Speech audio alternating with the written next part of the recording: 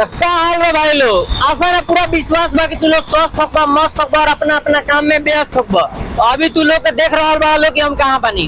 हम बनी दिल्ली। अच्छा साला नाम के बाद दिल्ली, लेकिन ये एको गो न किसा लौकत पिल्ली। खाली दू चार गो एने ओने पिल्ला लौकत रसन। ठीक बा, देख सकत रह लोग यहाँ एगो हम बनी पिल्ला। ठीक बा, जोने के लिए यहाँ बउआ तनी ई बाटे दिल्ली के पार्क। ठीक बा, दिल्ली के पार्क मतलब छोटा मोटा पार्क के झांट बाटे। कैसी अपमानजनक बातें कर रहा है लड़का, ये अश्लील है ये लोना। कोनो बड़ पार्क नहीं थे। ठीक बा, ये पार्क बाटे दिल्ली के जो एम्स बाटे वे एम्स के ओवर ब्रिज के आसपास बाटे। ठीक बा, एम्स में हमारा रिलेटिव के कोनो इलाज चलत रहलक हमारे रनी ओई में देखभाल करे खातिर। तो मैं हॉस्पिटल में रहते रहते साला मन गौजिया रहलक, दवाई बीरू का मतलब मोहब्बत रहलक मियां बिल्कुल नर्वसा गरल।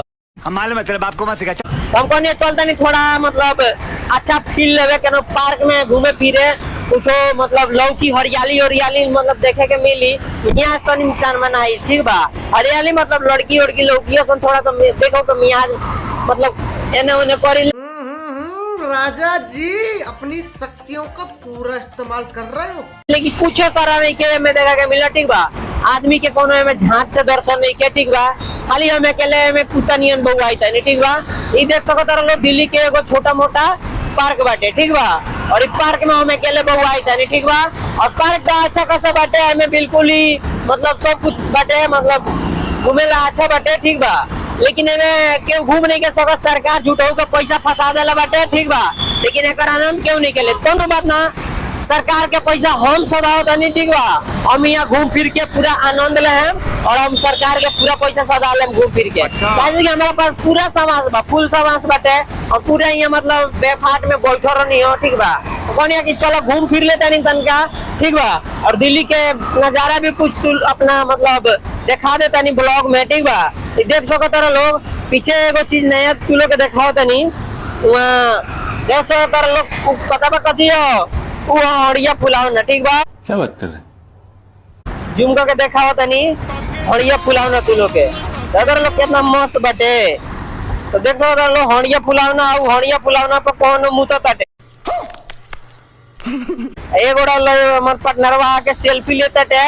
तो चलता नहीं हम तू लोग के देखाव है वो पार। ठीक बा, गाड़ी घोड़ा तो आवत रोड पार करे पड़ी हमरा। तो चलो तनी हम तू लोग हड़िया फुलावना देखावे, लेकिन हड़िया फुलावना देखावे से पहले हमरा यहाँ के रोड करे के पड़ी पार। रोड अगर हम करत नहीं पार तो यहाँ के गाड़ी हमर चितार के मार के फाड़ दिया सब गाड़।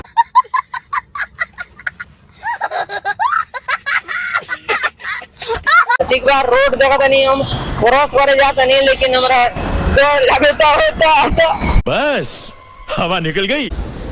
तो हम अभी गड़फाड़ रिक्स लेकर रोड पार कर लेनी। रोड पार कर हम आ गई नहीं है हड़िया फुलौना लगे। देख सकत रह लोग हड़िया फुलौना केते केते लौको तटे कि बाटे हड़िया फुलौना। हमारे एकरा नाम नहीं के पता कि का बाटे ना बाटे। ठीक भाई सब हमरा करे के जोन हमरा लौको तटे जोन बुझा दो जोन कहत नहीं हड़िया फुलौना बाटे। और हमें पता ना कौन मुता ताकि पानी छूटो ताकि का करत ताटे कुछ समझ नहीं के आवा। ठीक बा, हम उतना मतलब पहली बार आयल बनी दिल्ली में तो तुम लोग के दिखाओ तो नहीं यहाँ के नजारा। ठीक बा, ये देख सकत रह लोग पार्क तो अच्छा भाई यार, लेकिन मतलब यहाँ कौन घूमे फिरे वाला नहीं के साला करा। सब लोग यहाँ अपना अपना काम में साला करा कुत्ता बिलार नहीं दौड़ो देने से उन्हें छौको तटे दौड़ो तटे। ठीक बा, कौनों के साला पार्क में घूमे से मतलब नहीं के, लेकिन कौनों के पास टाइम होके चाहे ना होके हमारा पास फुल टाइम बाटे तो हम फुल मजा ले पार्क के। ठीक बा, हम पार्क के फुल मजा लेते नहीं, भले कौन मिले चाहे ना मिले, लेकिन सोचा था नहीं एक नाम काची बाटे। ठीक भाई, हड़िया फुलौना जो हमें कहता नहीं एक नाम काची बाटे। तो देखा था नहीं कहीं कुछ लिखल हो एक नाम, तो एक बोर्ड लौकत है। बोर्ड पर मतलब देखो सोतर लोग का लिखल बा फाउंटेन